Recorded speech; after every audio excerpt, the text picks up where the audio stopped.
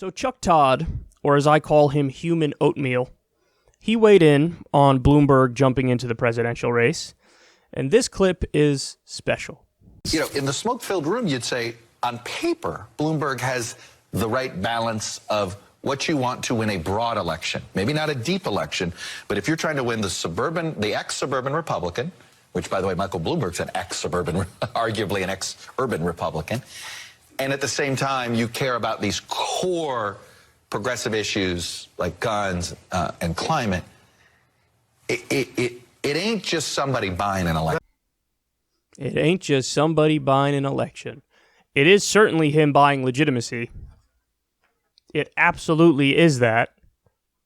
Let's say some congressman decided to jump into the race right now. Would they be getting as much free press as Michael Bloomberg is? No. So it is Michael Bloomberg's money that's making him a player and is getting the media to take him seriously. And by the way, they're responding to what Bernie Sanders said, which is he's basically trying to buy this election. He's going to self-finance as much as he can. I do think he'll still raise big money as well, but he's going to self-finance, and he's trying to buy this election. If he didn't have this money, he wouldn't be in this position. That says something. Now, look at how little Chuck Todd knows. He says, quote, on paper, Bloomberg is a very serious candidate, and, he's exactly what you'd want to win a, quote, broad election. Based on what, Chuck? Based on what? Well, on some of the issues that are strong left-wing issues, he's a leader like gun control. Beto O'Rourke just led on that issue and was very aggressive on that issue, and he had to drop out of the race. He wasn't doing too well now, was he? You say, oh, he's strong on the climate. You're saying that because he says he's strong on the climate, but he's not even for the Green New Deal. And you could say, oh, well, I don't agree with the way the Green New Deal is constructed. Okay, but he could come out and say, I'm in favor of a Green New Deal as defined as, and then fill in the blank with whatever he wants. But he doesn't do that because he's not in favor of it.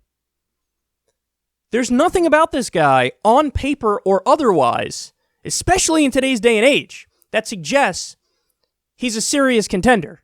There's nothing about him. Nothing. We're in a uniquely populist anti-establishment age. And you think Michael Bloomberg, somebody who's got establishment written all over him, you think he's a serious candidate? Based on what?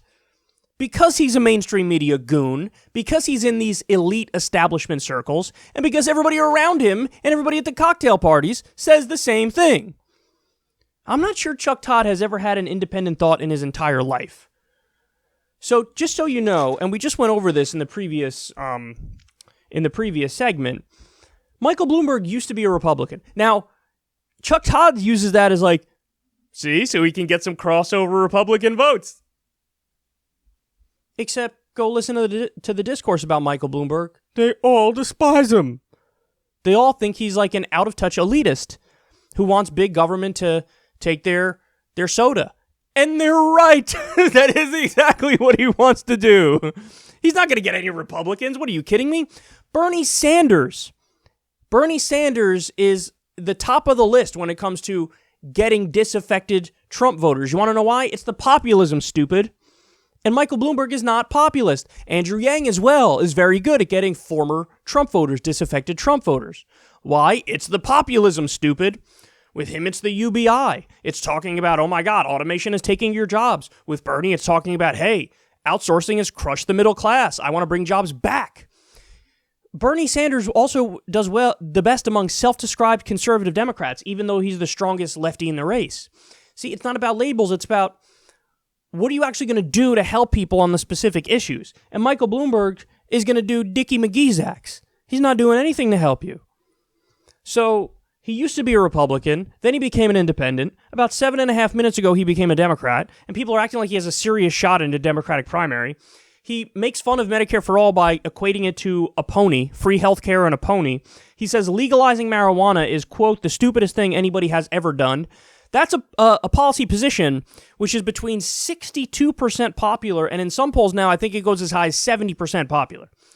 He's against up to 70% of the American people on the issue of legalizing weed. He's against increasing the minimum wage when 80% of the country wants to increase the minimum wage. He's for stop and frisk, which disproportionately targets minority communities, and by the way, over 98% of the time, doesn't find anything. He's famously in favor of banning big gulps, as I alluded to before. Nobody's sitting back going, wow, if only I could have a president that would literally act like my nanny or my mommy.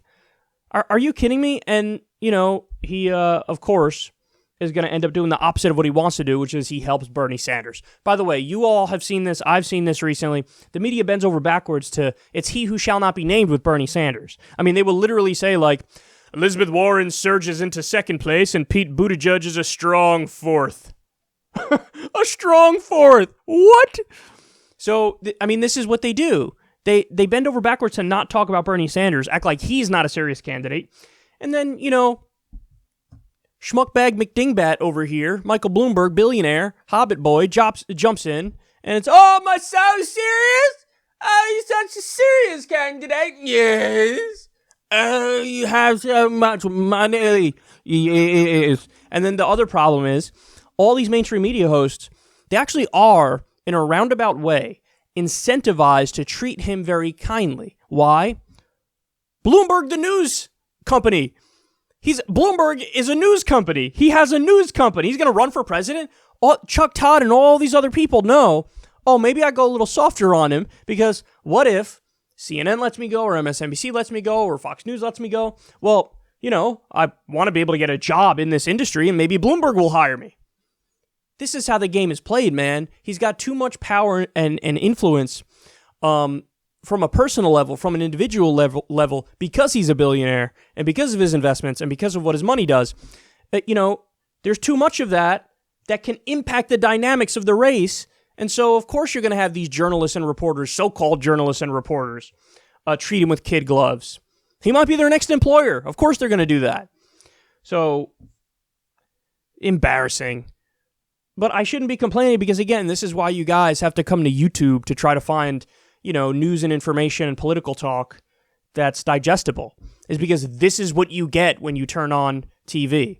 It's like, and I've said this before and I'll keep saying it, as they tell you the narrative that they want to be true, they act like they're just calling balls and strikes. You understand that? That's a super important dynamic. They are trying to actively shape and craft the reality moving forward as they just pretend like, no, I'm just describing what the popular sentiment already is. Yeah, the popular sentiment already is that he's a serious contender and on paper, he's exactly what you want to win an election. Based on nothing at all! Based on nothing but your gut. And your gut, quite literally, is full of shit.